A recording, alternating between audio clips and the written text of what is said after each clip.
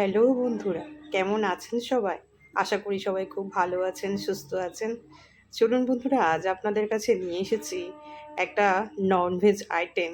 সেটা হচ্ছে স্ন্যাক্স বলতে পারেন, আর বলতে পারেন একটা বিশেষ উৎসবের দিনেও খাওয়া দাওয়া বলতে পারেন।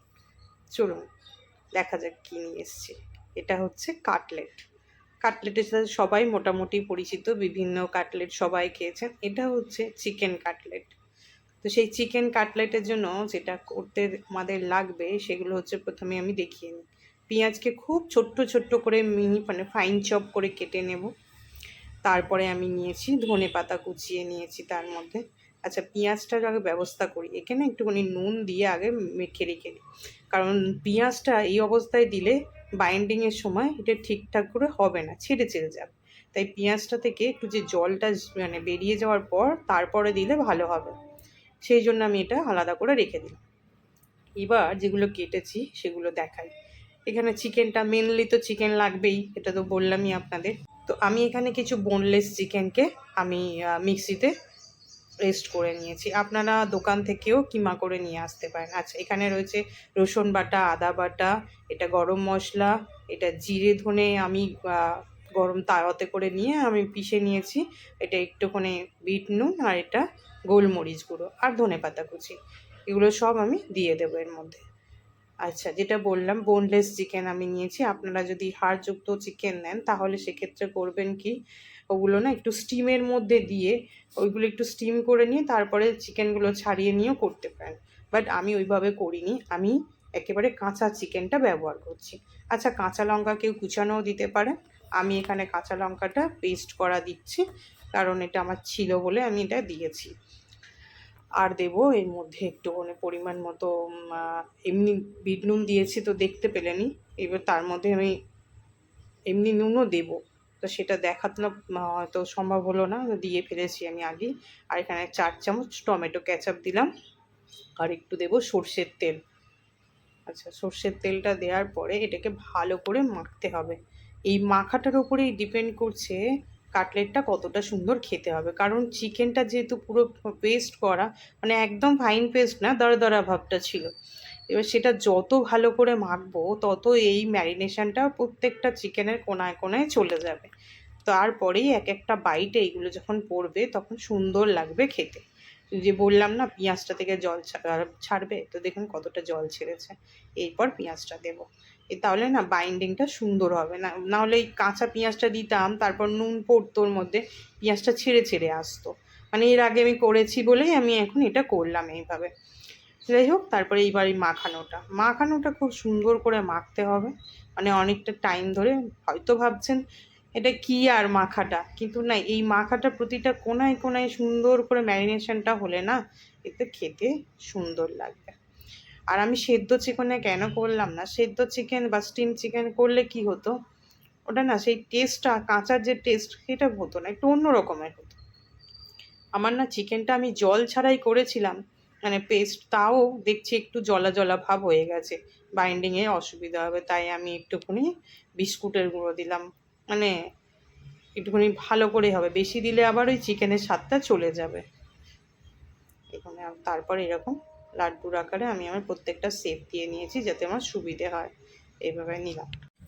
আচ্ছা, এখানে যে বিস্কুটের গুঁড়ো আমি ব্যবহার করেছি সেটা হলো ওই যে বেকারি বিস্কুট হয় সেটা করেছি।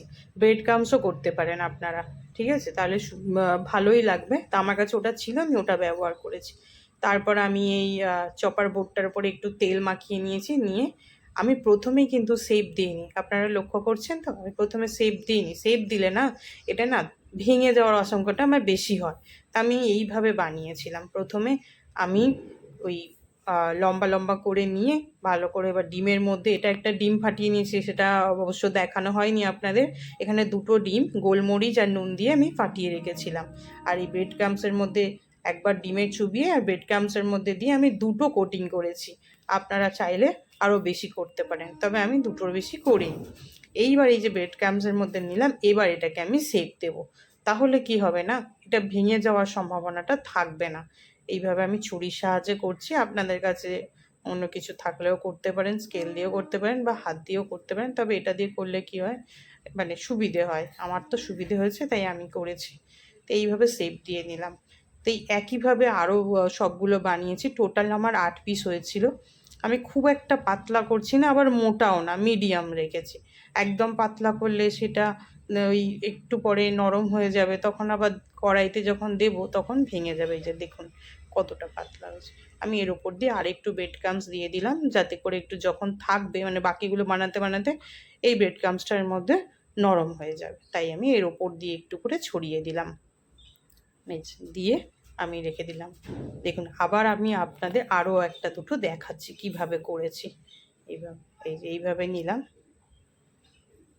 যেভাবে আমরা আলু ভর্তা মাখি সেইভাবে ওটাকে করে নিয়ে ওর মধ্যে ডিমের মধ্যে চুবিয়ে ব্রেড ক্রাম্বসের ওপরে রাখলাম, দিয়ে ভালো করে চেপে চেপে ব্রেড ক্রাম্বসটা দিয়ে আবার আমি ডিমের মধ্যে চোবালাম, আবার ব্রেড ক্রাম্বসের মধ্যে দিলাম, দিয়ে এইবার হাতের সহকারে অল্প আমি শেপ দিচ্ছি, তারপরে আবার চপার বোর্ডের ওপরে রেখে আমি বাকিটা শেপ দেব।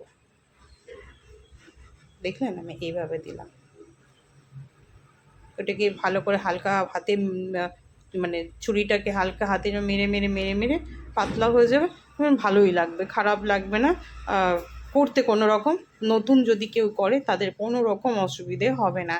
এইভাবে যদি বানান আপনাদের কোনো সমস্যা হবে না, ভেঙে যাওয়ার কোনো চান্স থাকবে না। দেখুন আরও একটা দেখাচ্ছি। এই লম্বা করে নেওয়ার এই একটাই সুবিধে কি, এটা ভেঙে যাওয়ার কোনোভাবে চান্স থাকবে না, কারণ আমরা তো পাকা মিস্ত্রি না, আমরা শিখছি বা নতুনরাও শিখবে, সেই জন্যই আমি এইভাবে বানিয়ে দেখালাম।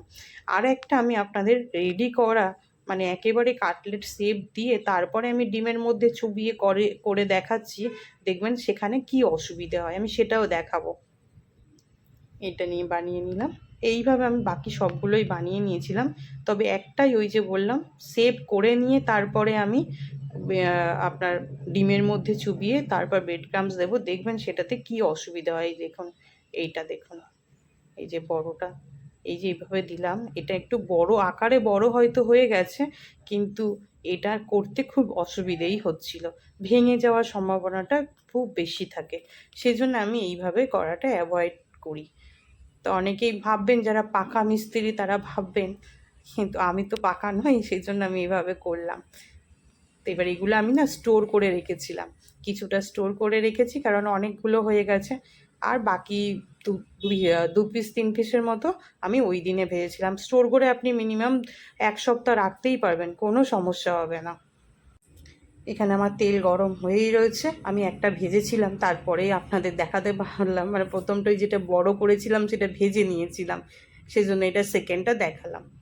তো এইভাবে দিয়ে একদম আঁচটাকে কম রাখবেন, এই দেখুন একদম আঁচ কম রেখে এটাকে একটু সময় ধরে উল্টে পাল্টে ভাজলেই হয়ে যাবে, কোনো সমস্যা হবে না ভাজতে যদি আপনারা এইভাবে করেন। দেখুন দেখুন তাহলে কেমন লাগলো? তাহলে বন্ধুরা আপনাদের আজকের ভিডিওটা কেমন লাগলো অবশ্যই জানাতে ভুলবেন না, আর ভালো লাগলে লাইক শেয়ার দিতে ভুলবেন না। আর বন্ধুরা আপনাদের জন্য চেষ্টা করব আবার নতুন কোনো ভিডিও আনতে, ততক্ষণ আপনারা ভালো থাকবেন, সুস্থ থাকবেন।